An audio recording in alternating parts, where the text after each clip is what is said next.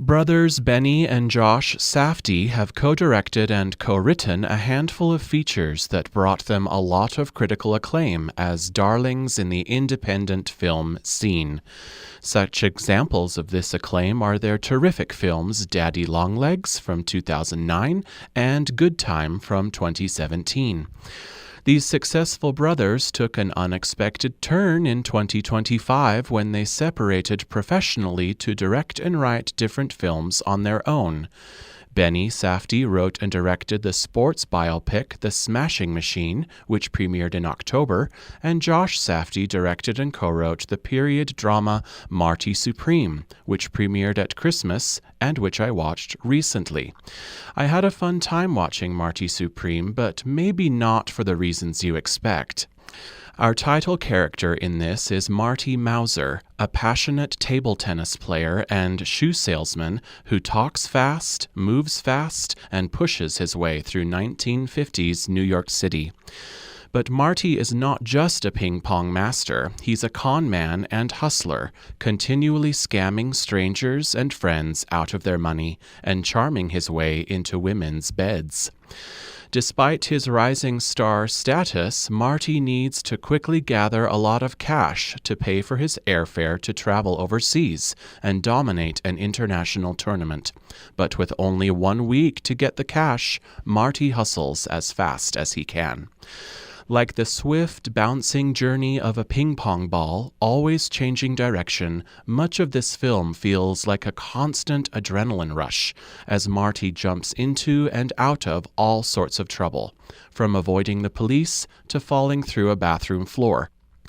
The story takes so many abrupt, unpredictable turns, it feels like the frenetic, charged randomness of youth culture, full of endless possibilities. All this unpredictability makes Marty Supreme simultaneously exciting and exhausting, like an accelerated screwball comedy with a dark edge. At no point did I feel bored or confused. This rated-R drama is loosely based on the events of real-life table tennis player and entertainer Marty Reisman, who made history winning the World Championships in 1949 and who played competitively into his old age in the 90s.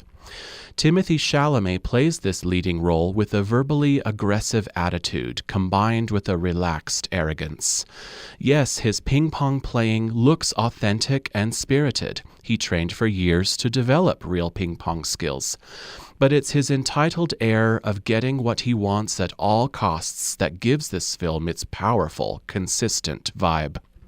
Marty Supreme reminds me of other films, The Hustler from 1961, crossed with The Wolf of Wall Street from 2013. I liked this not just because of its ragged determination, but also because of its message.